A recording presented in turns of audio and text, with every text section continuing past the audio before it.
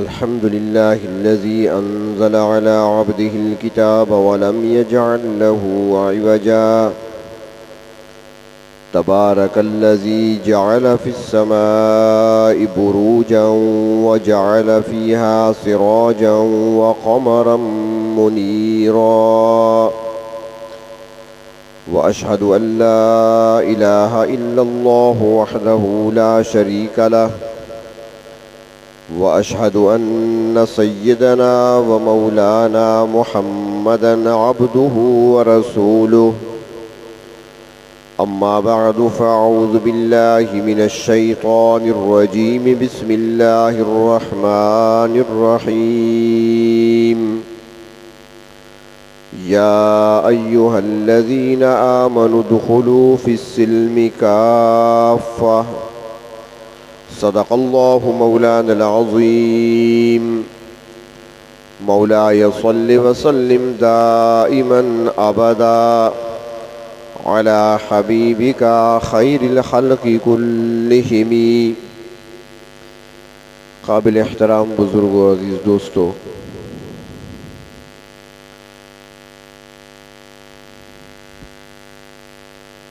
एक दिन बाद हमारे यहाँ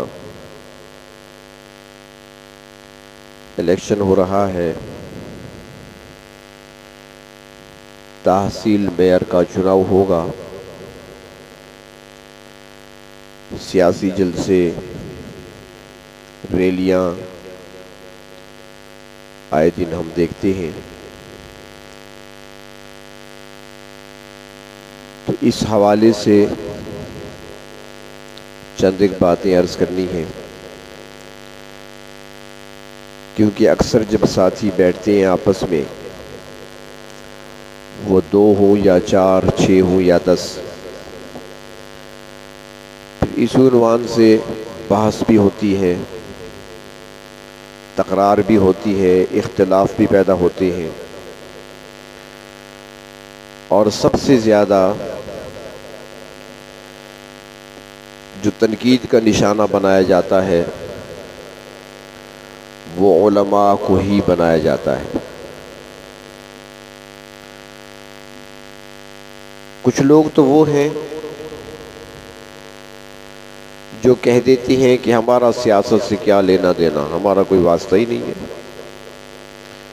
हमारा कोई ताल्लुक ही नहीं है सियासत से। जब बात की जाती है उनसे वोट के बारे में तो कहते हैं कि मैं तो इसको जायज़ ही नहीं समझता। ठीक है भाई। और कुछ वो हैं जो वोट का हक तो इस्तेमाल करते हैं, लेकिन बेचारे परेशान होते हैं कि इसका इस्तेमाल किस तरीके से होना चाहिए और इसकी अहमियत क्या है, ये कोई अहम चीज़ है या एक रस्मी सी बात है। और फिर साथ ही एक जुमला जो ज़्यादा ख़तरनाक है, वो कहा जाता है कि उलमा का सियासत से क्या काम, ये मिंबर व महराब को संभालें, मुसल्ले को संभालें, दीन की खिदमत करें, सियासत दूसरे लोगों का काम है। तो आज यहाँ पर ये बात एक समझें और इसको अपने दिलो दिमाग में महफूज कर लें, इंशाअल्लाह इससे फ़ायदा होगा। इंतखाबात होते हों या बैत हो हुक्मरान के लिए, इसको आमतौर पर लफ्ज़ सियासत से ताबीर किया जाता है। सियासत,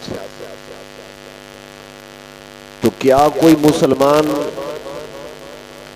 ये सोच सकता है या कह सकता है कि अल्लाह तबारक व तआला ने जिस दीन को अपने महबूब जनाब नबी करीम सल्लल्लाहु अलैहि वसल्लम पर मुकम्मल किया और ऐलान फरमाया अल यौम अकमलतु लकुम दीनकुम व अतममतु अलैकुम निअमती व रदीतु लकुमुल इस्लाम दीना, तो अल्लाह तबारक व तआला तो ऐलान फरमाते हैं कि आज हमने दीन तुम्हारा मुकम्मल कर दिया। तो क्या कोई मुसलमान ये कह सकता है कि अल्लाह ने दीन तो मुकम्मल कर दिया था लेकिन सियासत का जिक्र करना अल्लाह ताला भूल गए थे, माअज़ल्लाह, इस अहम शोबे को अल्लाह ने छोड़ दिया था, बाकी सारा मुकम्मल कर दिया था? नहीं, बल्कि एक मुसलमान का ये अकीदा है कि इस्लाम एक मुकम्मल तहजीब का नाम है। इसे कहीं छोड़ दे, इसे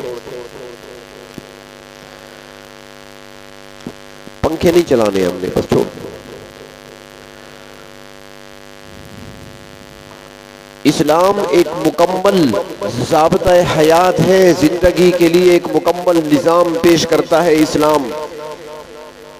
इस्लाम के अंदर जहाँ अकायद को बयान किया गया, जहाँ इबादत का जिक्र है, जहाँ इस्लाम में अल्लाह तबारक व तआला ने अखलाकियात को बयान फरमाया, वहीं पर अल्लाह रब्बुल इज़्ज़त ने कुरान हकीम में और जनाब नबी अकरम सल्लल्लाहु अलैहि वसल्लम की ज़बान मुबारक से फरामीन जारी फरमाए।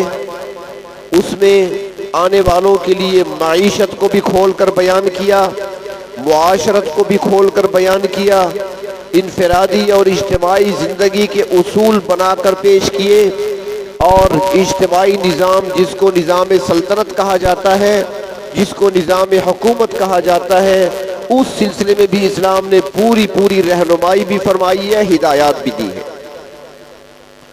सियासत कहते हैं अवाम की फलाह व बहबूद के काम करना। सियासत का मतलब माना क्या है कि इंसानियत के साथ हमदर्दी रखते हुए उनकी फलाह व बहबूद के काम करना, उनका दिफा करना, उनकी हिफाजत करना। और ये काम किसके जिम्मे था? इसके लिए अल्लाह तबारक व तआला ने सबसे पहले जिसका इंतखाब किया ज़मीन पर खिलाफत अर्जी के लिए, वो हज़रत आदम अलैहिस्सलाम हैं, जो बैक वक्त नबी भी हैं और खलीफा भी हैं रब ताला के। उसके बाद ये सिलसिला चलता रहा, अम्बिया अलैहिमुस्सलाम तशरीफ़ लाते रहे, यहाँ तक कि नबी अकरम सल्लल्लाहु अलैहि वसल्लम ने इरशाद फरमाया कि कानत बनु इसराइल, बनी इसराइल के बारे में आप सल्लल्लाहु अलैहि वसल्लम ने इरशाद फरमाया कि तसूसुहुमुल अंबिया, उनकी सियासत अंबिया किया करते थे। ये लफ्ज़ सियासत अहादीस के ज़ख़ीरे के अंदर मौजूद है, बल्कि अहादीस का सबसे मुस्तनद ज़ख़ीरा जिसको सहीह बुखारी कहा जाता है, बुखारी के अंदर रिवायत मौजूद है। अल्लाह के महबूब फरमाते हैं कि बनी इसराइल की सियासत तसूसुहुमुल अंबिया, अंबिया अलैहिमुस्सलाम किया करते थे। इज़ा हलका नबियुन, जब एक नबी फौत हो जाता था तो अल्लाह तबारक व तआला उसके बाद दूसरे नबी को भेज देते थे, वो निज़ाम को आगे चलाता था। और फिर आपने फरमाया कि मैं आखिरी नबी हूँ, मेरे बाद नबी कोई नहीं आएगा। मैं जो निज़ाम देकर जा रहा हूँ, मेरे बाद नबी कोई नहीं आएगा। तो पहले सियासत कौन किया करता था? क्या अंबिया अलैहिमुस्सलाम के पास सिर्फ मुसल्ला था? क्या अल्लाह के नबी के पास सिर्फ मिंबर था?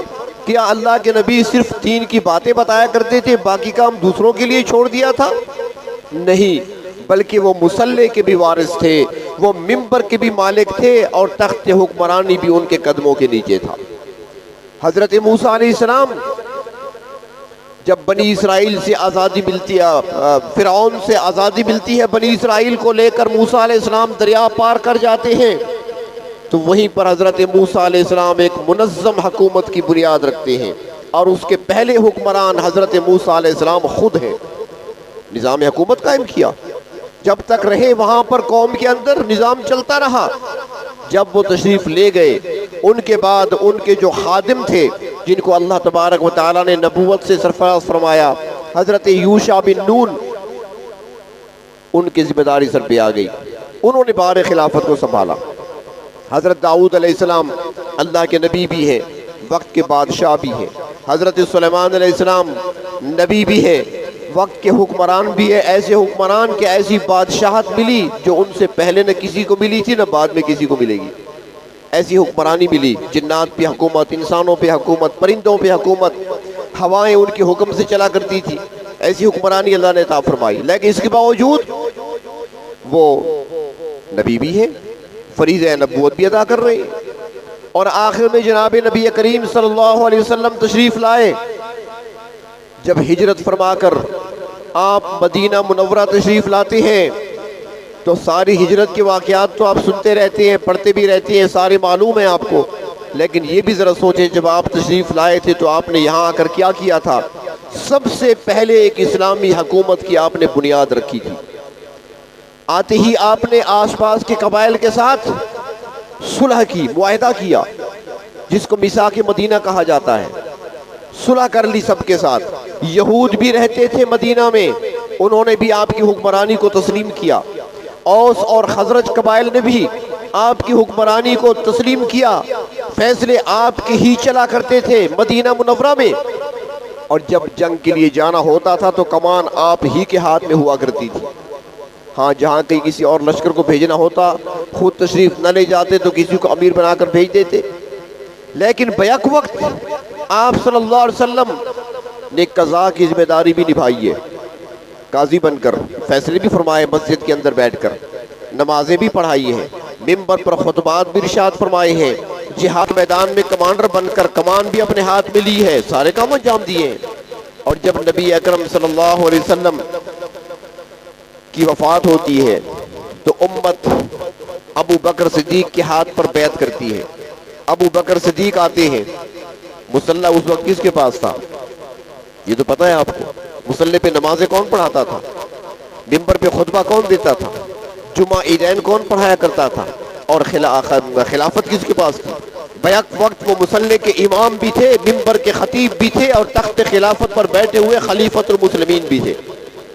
उनके बाद हजरत उमर फारूक आती हैं, फिर हजरत उस्मान गनी आती हैं, अलीउल मुर्तज़ा आते हैं, उनके बाद हजरत हसन आते हैं, फिर हजरत अमीर मुआविया आते हैं। बैक वक्त मुसल्ला भी उनके पास, मिंबर भी उनके पास, और खिलाफत की जिम्मेदारियां भी उनके पास ही हुआ करती थी।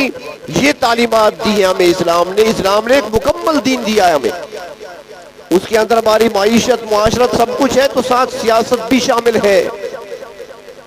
और ये जो नारा लगा, ये पहले देखा इन्होंने कि ईसाइयों को यूरोपियन कंट्रीज में हुकूमत से दूर रखा गया, उनके पादरियों को, बशप को अलग रखा गया कि तुमने हुकूमती कामों में मुदाखलत नहीं करनी।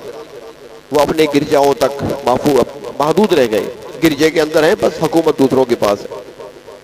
लेकिन हम ये भूल जाते हैं कि अगर वो ऐसा करते हैं तो वो कर सकते हैं, क्योंकि उनके पास जिनकी नबूवत पर वो ईमान लाने का दावा करते हैं, हजरत ईसा अलैहिस्सलाम का, तो हजरत ईसा अलैहिस्सलाम के पास सल्तनत नहीं थी, उन्होंने हुक्मरानी के उसूल दिए ही नहीं है, तो उनके पास तो है ही नहीं। हमारे पास तो उसूल मौजूद हैं, उनके पास तो नहीं है। और फिर इस नारे को तक़वियत मिली उस वक्त जब पाकिस्तान के आईन में कादियानियों को गैर मुस्लिम अक़लियत तस्लीम किया गया। कौमी असम्बली में जब फैसला हुआ और देखा कादियानियों ने, अहमदियों ने ये देखा कि उलमा अगर असम्बलियों में होंगे तो फिर इस तरह के फैसले होंगे, लिहाजा उलमा को सियासत से बाहर होना चाहिए। उस वक्त इस नारे को तक़वियत मिली है और ये नारा आगे चला है कि उलमा का काम नमाजें पढ़ाना है, लेकिन उनका काम सियासत करना नहीं है। ये नारा किसी मुसलमान का दिया हुआ नहीं है, ये मिर्जाइयों का दिया हुआ है। हम अगर आज वही बात करते हैं तो हम किसकी तकलीद कर रहे हैं? हमें सोचना चाहिए। आज एक जहन बन चुका है कि कोई हमारी गर्दन उतार दे हम उसको बर्दाश्त कर सकते हैं, कोई आज हमारा खाना पीना बंद कर दे हम उस भूख प्यास को बर्दाश्त कर सकते हैं, लेकिन मुसल्ले पे खड़े हुए इमाम को बर्दाश्त नहीं करते। ये हमारा ज़हन बन चुका है। और फिर बार बार जब ये गलतियां हम करते हैं खमियाजा भुगतते हैं, लेकिन बात फिर वही होती है। वो एक लतीफ़ा सा है कि एक शख्स गया था हज करने, तो वहां जब गया तो उसने खूब रो रो कर अल्लाह के सामने तौबा की, माफ़ी मांगी गुनाहों की। अल्लाह मैंने ये जुर्म भी किया था, मैंने ये गुनाह भी किया था, ये भी गुनाह किया था, अल्लाह ये भी माफ कर दे, ये भी माफ कर। गिलाफ काबा को पकड़कर खूब रोया, खूब दिल से माफी मांगी, अल्लाह मुझे माफ कर दे। अब हाजी वहां पर तो होती है तकरीबन 1.5 महीना तक, 40 दिन 42 दिन वहां पे होती है हरमैन शरीफैन में।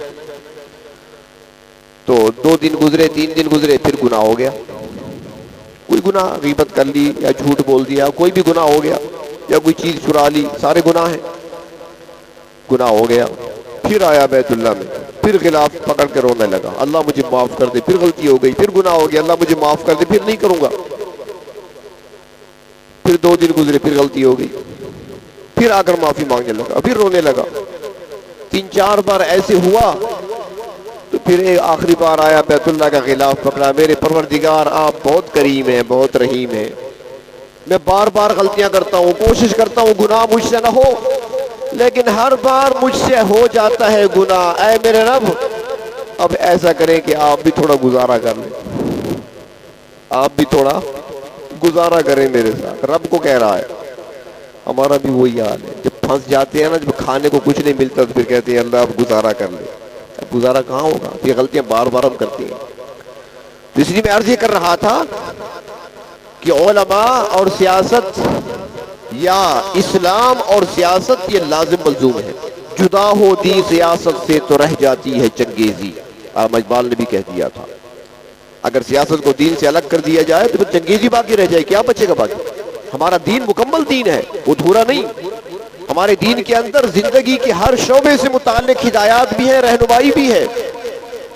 और फिर जब एक हुकूमत कायम होती है, एक बात यहां पे और भी अर्ज करता जाऊं कि जरा आप इस्लाम का मुताला करें, कुरान और हदीस का मुताला करें, उनकी शुरुआत को आप देखें, आपको एक बात नजर आएगी बड़ी अजीब कि इस्लाम ने किस अंदाज से अंदाज हुक्मरानी को बयान फरमाया है, आदाब हुक्मरानी को बयान फरमाया है कि जहां एक इस्लामी मुस्तहकम हुकूमत कायम हो तो उसके इस्तेहकाम को बरकरार रखने के लिए और उस इस्लामी हुकूमत को बाकी रखने के लिए क्या करना चाहिए।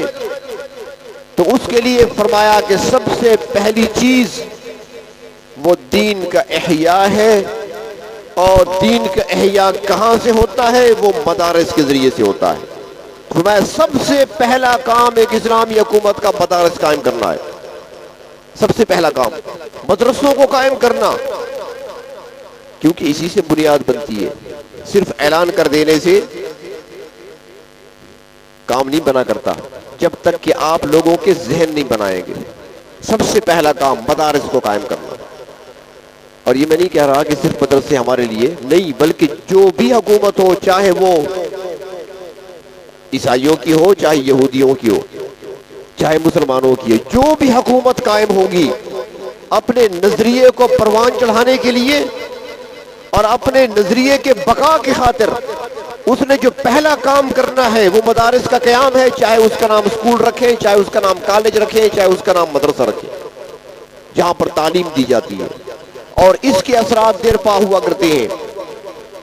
को दीनी अक़दार को उजागर करने के लिए, दीनी अहकाम को समझाने के लिए सबसे पहले मदारिस का क़याम। आप देख लें इसका असर कितना होता है कि हिंदुस्तान में जब अंग्रेज आया, जब वो यहाँ पर उसको गलबा हासिल हुआ हिंदुस्तान पर, तो उसने क्या किया, उसने स्कूल कायम किए, कॉलेज कायम किए, यूनिवर्सिटियां बनाई, तालीमी इदारे बनाए, उनके पादरी भी आए पढ़ाने के लिए, बाहर से टीचर्स मंगवाए गए पढ़ाने के लिए, मुख्तलिफ जहनों के लोग आए पढ़ाने के लिए बैठे। और फिर जब वो पढ़ाने लगे तो फिर ऐसा जहन तैयार हुआ जिससे आज तक हम जान नहीं छुड़ा सके। गो कि हमें आजादी मिल गई है, लेकिन फिक्री आजादी अभी तक हम हासिल नहीं कर सके। वो क्या था, वो उन इदारों की बरकत थी, मदरसों की बरकत थी, उसे आप स्कूल कहें, कॉलेज कहें, जो भी कहें। और उसमें ऐसे लोग तैयार हुए जो शक्ल सूरत से तो मुसलमान नजर आते थे, लेकिन अंदर से कुछ और होता था। देख लें आप सर सैयद अहमद खान को देख लें, कितनी खूबसूरत दाढ़ी है। शक्ल सूरत को देखें, किसी आलिम से कम नजर आते हैं क्या?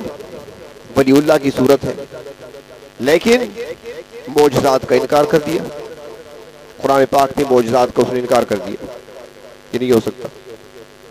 वो कहने लगा कि एक इंसान होकर आसमानों पे चला जाए, ये मेरी समझ से बालातर है, ऐसा नहीं हो सकता। अल्लाह के महबूब की मेराज का इनकार कर दिया। ये तरबियत कहां से हुई थी? तालीमी इदारे ये काम करते हैं। परवेज जैसे लोग पैदा हुए उन इदारों से, जिनकी अकल में जो मौजज़ा नहीं आता इनकार कर देता। बड़े अजीब लतीफे हैं। सुलेमान अलैहिस्सलाम का जिक्र आता है कुरान हकीम में, तो वहां पे फरमाया कि एक परिंदा था जो हजरत सुलेमान अलैहिस्सलाम के साथ हुआ करता था। उनकी हुकूमत परिंदों पे भी थी, हवा पे भी थी, जिन्नात पे भी थी, हर एक की अपनी ड्यूटियां थी। तो एक परिंदा है जिसका नाम भी आया है कुरान करीम में हुदहुद। हुदहुद परिंदा, अल्लाह रब्बुल इज्जत ने इसको कमाल अता फरमाया है कि ये जमीन पर बैठकर अपनी चोंच जमीन पर रखकर ये बता देता है कि पानी कितना गहरा है। आप मशीनों के जरिए मालूम करें कि पानी कितने फुट पे है, 50 फुट है, 100 फुट है, 100 गज है, 1 किलोमीटर है, पानी कितना दूर है, वो वही बैठे बैठे बता देगा। अल्लाह ताला ने उसको ये फाना अता फरमाया। और फिर हासिदीन तो होते हैं ना जी। लतीफे में लतीफा याद आ गया तो वो भी सुनाता जाऊं।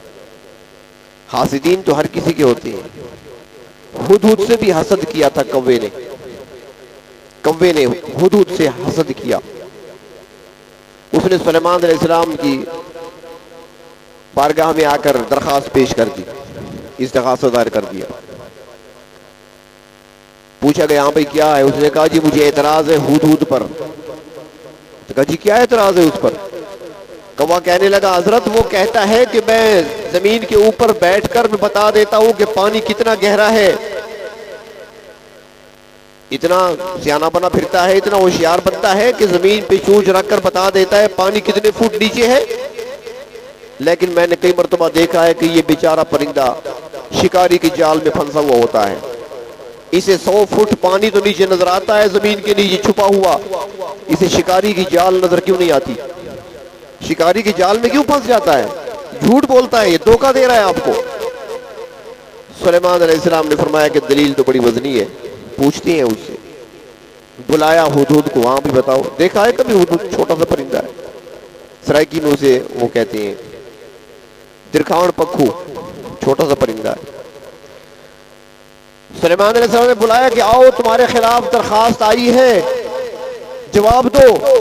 देखा जी बताएं। उसने कहा कि कौवा कहता है कि तुम कहते हो कि मैं जमीन पर बैठकर अंदाजा बता देता हूं कि पानी कितनी गहराई में है, इतना तो बता देते हो, और जब शिकारी का जाल लगा होता है उसमें फंस जाते हो। तुम्हें पानी तो जमीन की तह के नीचे नजर आता है, तुम्हें जाल नजर क्यों नहीं आता?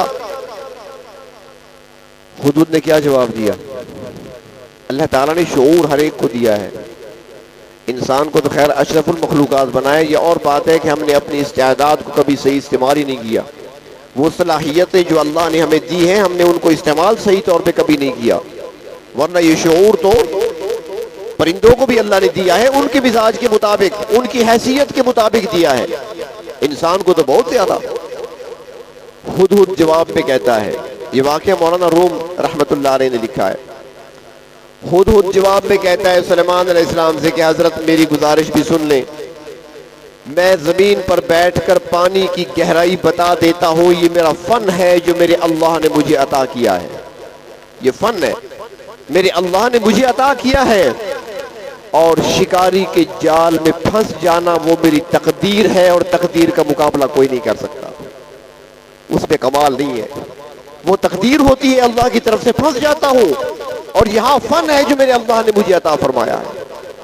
सुलेमान अलैहिस्सलाम ने फरमाया कब्र से जाओ, भाग जाओ, तुम्हारा दावा गलत निकला।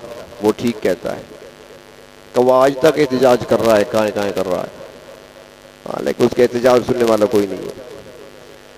तो मैं अर्ज ये कर रहा था कि हुदहुद का जिक्र कुरान पाक में आया। सुलेमान अलैहिस्सलाम ने जब देखा कि हुदहुद नजर नहीं आ रहा, गुस्से हो गए। बादशाह थे ना, फरमाया मुझे हुदहुद नजर नहीं आ रहा, क्योंकि वो जरूरत थी, इतना बड़ा लश्कर साथ है, सफर पे जा रहे हैं, पानी की जरूरत है। वो बताएगा पानी कहाँ पर है, ताकि हम जिन्नात के जरिए खुदाई कराएं, पानी निकालें। वो नजर नहीं आ रहा। तो सुलेमान अलैहिस्सलाम ने गुस्से में फरमाया कि मुझे हुदहुद नजर नहीं आ रहा, क्या वो गायब हो गया है, कहाँ चला गया?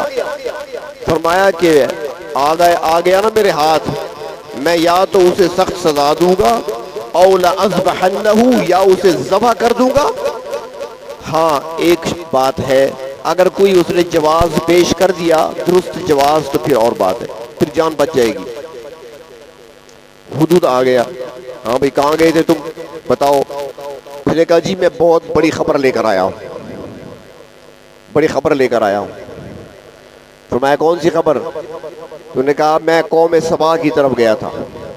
कौम सबा पर हुक्मरानी करने वाली एक औरत है, औरत वहां पर हुक्मरान है, लेकिन वो औरत भी और उसकी सारी रियाया भी वो सूरज के सजदा करते हैं, मुशरिक हैं, शिर्क करते हैं, सूरज के आगे सजदा करते हैं।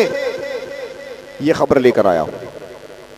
एक बात और भी अर्ज करूं, आपकी मसाजिद में दर्स कुरान होता होगा, नहीं तो घर जाकर जरा देख लेना, कोई तफसीर किसी के पास पड़ी है तो, कि इसी के साथ आगे जो हुदूद ने अल्लाह की तौहीद के दलाइल दिए हैं, इंसानी अकल भी हैरान रह जाती है।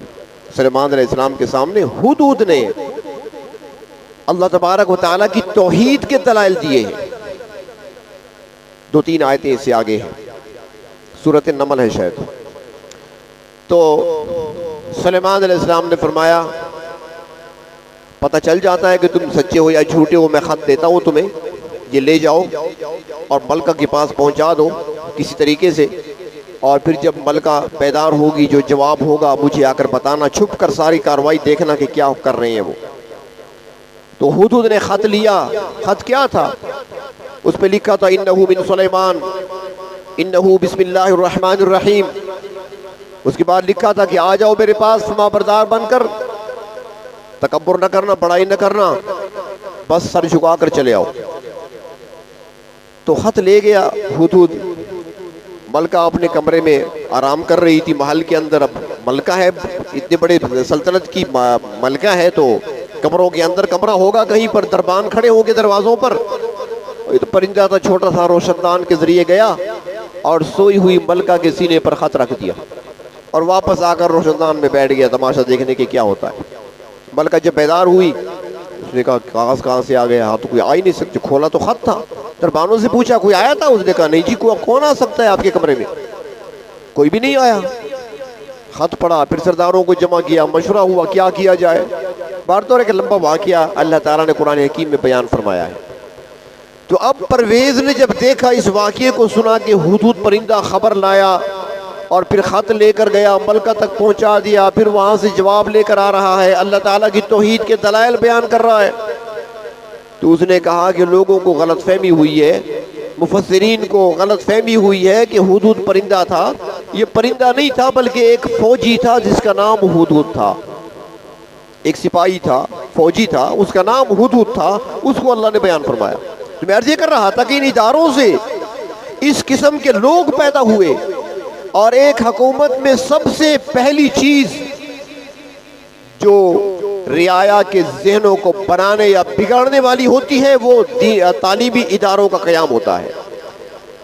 तो चूंकि ये अहम बात थी, तो इस्लाम में ये नुक्ता भी समझाया गया कि अगर इस्लामी सल्तनत और हुकूमत कायम हो जाए, तो सबसे पहले तुमने तवज्जो देनी है इदारों की तरफ। सबसे पहले मदारिस का क़याम है, ताकि समझाया जाए, बताया जाए, उनके ज़हनों की इस्लाह की जाए, समझाया जाए उनको कि क्या करना है। और उसके बाद फिर फरमाया कि फिर नमाज का क़याम है, इक़ामत दीन है, दीन के जो अरकान है उनको नाफिज करना है, हज की अदायगी है, ज़कात है उसकी अदायगी है, नमाज का क़याम है, रमज़ान के रोज़े हैं, ये सारी चीज़ें बाद में आती हैं। फिर तो मैं अर्ज़ कर रहा था कि इस्लाम एक मुकम्मल दीन है, मुकम्मल तहज़ीब है, जिसमें इंसान की पूरी जिंदगी को अल्लाह तबारक व तआला ने यकजा कर दिया है। इनफरादी, इज्तिमाई, घरेलू जिंदगी, बाहर की जिंदगी, उमूर सल्तनत, उमूर सियासत, सब कुछ समझा दिया है। लेकिन हमारी बदकिस्मती है कि हमने कभी इसको समझा ही नहीं है। तो ये नुकसानात हम उठाते हैं, उसकी वजह यही होती है। लेकिन मैं ये अर्ज़ इसलिए कर रहा हूँ कि अक्सर नौजवान साथी जब बैठते हैं, इनका जब आपस में मुबाहिसा होता है ना, तो फिर बहस में अहम उन्वान जो होता है वो तबका उलमा का ही तनकीद का निशाना बनता है कि इन लोगों को सियासत में नहीं आना चाहिए, इन लोगों को सियासत में नहीं आना चाहिए। इल्ज़ामात तो लगते हैं, हमारी सियासत तो आजकल इल्ज़ामात, हर बंदे ने दूसरे पे इल्ज़ाम लगाना है। सियासतदानों पर ये पहले बात हो चुकी है 2 जुमे पहले, इल्ज़ाम लगाना, झूठा इल्ज़ाम लगाना कितना बड़ा जुर्म है। वो चाहे आप सियासी बंदे पर लगाएं, चाहे गैर सियासी पर लगाएं, चाहे रिश्तेदार पे लगाएं या दोस्त पर लगाएं, जिस पर भी इल्ज़ाम लगाएं जुर्म है। जिसकी भी गीबत करेंगे गुनाह है। ये तो नहीं कि सियासी लोगों की गीबत करते रहे इजाज़त है, नहीं, गुनाह वहाँ भी मिलेगा, जुर्म वहाँ भी है। न गीबत की इजाज़त है, न इल्ज़ाम, झूठा इल्ज़ाम लगाने की इजाज़त है। और हमारा हाल तो यह, इल्ज़ामात खूब लगते हैं, बल्कि जो मिंबर पे खड़े होते हैं ना, स्टेज पे आते हैं सियासी बड़े लोग, वो भी खूब से खूब तर इल्ज़ाम लगाते हैं, बड़े बड़े इल्ज़ाम। और फिर बाद में जब उनसे पूछा जाए कि भाई आपने जो इल्ज़ाम लगाया था, इतना बड़ा इल्ज़ाम लगाया आपने, कोई सबूत है? तो क्या कहते हैं फिर? आपने भी सुना होगा, मैंने भी सुना है। वो जवाब देती हैं, यार छोड़े, वो तो सियासी बयान था, हमने मजाक बनाया हुआ है, तो सियासी बयान तो छोड़े उसे, क्योंकि दलील कोई नहीं होती, सबूत कोई नहीं होता। एक दूसरे पर तनकीद ही करनी है, एक दूसरे पर इल्ज़ाम ही लगाना है। तो इन चीज़ों से अपने आप को बचाएं, ऐसा ना हो कहीं नुकसान कर बैठे और फिर निशाना सबको बनाया जाता है। और मैं अक्सर ये कहा करता हूँ कि उलमा ये अल्लाह के नबी के मुसल्ले की भी वारिस हैं, मिंबर की भी वारिस हैं। इस मामले में बहुत एहतियात से काम लिया करें। अगर किसी में गलती है, गलतियाँ हो सकती हैं, उलमा के अंदर भी कुछ उलमाए हक भी होंगे, उलमाए सू भी होंगे, देवबंदी भी होंगे, पेटबंदी भी होंगे, सारे होंगे, मुख्तलिफ मिजाज के होते हैं। अगर किसी में कोई खामी है तो उसका बेहतर तरीका यह है कि जाकर उसको समझाएं, बजाय इसके कि उसके खिलाफ हम तनकीद करने लगे या इतराज़ात करने लगे या इल्ज़ामात लगाने लगे। उससे बेहतर यह है कि जाकर समझा दें उसको, ताकि वो अपनी इस्लाह कर ले। ये तरीका है एक मुसलमान का। इसलिए फरमाया गया हदीस शरीफ में कि एक मुसलमान दूसरे के लिए आईना है। आईना इंसान को ऐब दिखाता है, लेकिन खामोशी से, दूसरों को नहीं बताता। तो इस तरीके से जाकर बताएं कि आपके अंदर ये खामी है, आपके बारे में लोग ये कह रहे हैं, हकीकत क्या है। तो ये हल हो सकता है आसानी का, बजाय तनकीद करने के, बजाय गीबत करने के, बजाय इल्जामात की बुछाड़ करने के, अच्छे तरीके से सुलझाना। और फिर उलमा चूंकि ये वारिस है, लिहाजा इसमें बड़ी एहतियात की ज़रूरत है। ये अल्लाह तबारक व तआला की एक फ़ौज है जो ड्यूटी पर लगी हुई है। 2 बातें याद रखें ज़हन में। पहली बात, अल्लाह तबारक व तआला फरमाते हैं, इन्ना नहनु नज़्ज़लना ज़िक्र व इन्ना लहू लहाफ़िज़ून। कुरान हकीम के बारे में फरमाया कि हमने ही इसको नाजिल किया है और इसकी हिफाजत अल्लाह फरमाते हैं हमारे ज़िम्मे है। अब हिफाजत अल्लाह के ज़िम्मे है। अल्लाह ताला ने फरिश्ते नहीं उतारने आसमान से कि जाओ मेरे कुरान की हिफाजत करो। अल्लाह ताला ने नई मखलूक को पैदा नहीं फरमाया कि जाओ मेरे कलाम की हिफाजत करो। नहीं, ऐसा नहीं हुआ, बल्कि अल्लाह तबारक व तआला ने अपने बंदों में से कुछ बंदों का इंतखाब किया है जो कुरान की हिफाजत कर रहे हैं। अब उसको ये समझे कि अगर मैं किसी को भेजता हूँ किसी के पास काम के सिलसिले में, तो उसके लिए लफ्ज़ क्या इस्तेमाल होता है कि मेरी जगह तुम वहाँ पे चले जाओ। काम तो मेरा है, लेकिन तुम मेरी जगह, मसलन मैंने जाना है, किसी की दावत में शिरकत करनी है, वलीमे में शिरकत करनी है, और मैं किसी को कहता हूँ कि मेरी तरफ से तुम जाकर शिरकत कर लो। काम तो मेरा है, जाना मैंने है, लेकिन मेरी जगह यह काम तुम कर लो। तो उसे क्या कहा जाता है? उसे नायब कहा जाता है।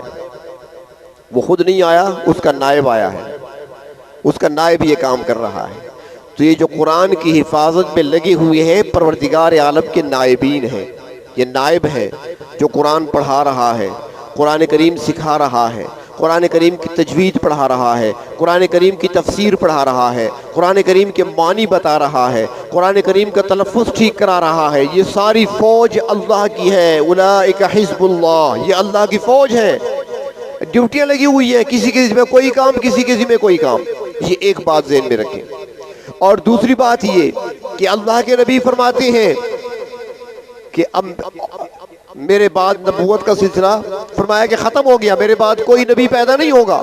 लेकिन साथ ही फरमाया कि उलमा, फरमाया कि वो अम्बिया के वारिस, अब मुसल्ले के वारिस भी हैं, मिंबर के वारिस भी हैं, वाज़ व नसीहत करने में वारिस हैं, खुतबा देने में वारिस हैं।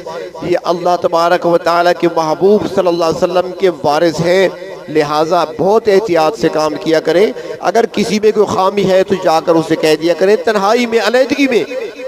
और अगर गीबत करते रहे और मुखालफत ही करते रहे, बोलते रहे, तो फिर याद रखें रोज़ क़यामत परवरदिगार आलम के महबूब जनाब मुहम्मदुर रसूलुल्लाह सल्लल्लाहु अलैहि वसल्लम गिरेबान पकड़ कर पूछ सकते हैं कि ठीक है बुरा था वो, लेकिन था तो मेरा वारिस ना, था तो मेरा वारिस ना, तूने मेरा लिहाज भी ना रखा, तुझे मुझसे भी हया ना आई। बताएं अगर ये सवाल हमसे हो गया तो हमारे पास कोई जवाब है इसका? हम कोई जवाब नहीं दे सकते इसका। तो लिहाजा सियासी मजालिस हो आपकी या वैसे निजी मजलिस हो, जहाँ पर भी उलमा का जिक्र आए, जिक्र खैर तो कर लिया करें, लेकिन जहाँ पर बात शर की तरफ जाए उस उन्वान को छोड़ दिया करें। ऐसा ना हो कि अपना नुकसान कर बैठे, उनका नुकसान तो होगा या नहीं होगा, हम अपना नुकसान कर बैठेंगे। और ये भी आता है एक रिवायत में कि गीबत करना, जैसे गुजरा है गुज़श्ता जुमा, कि गीबत करना मुर्दा भाई का गोश्त खाना है।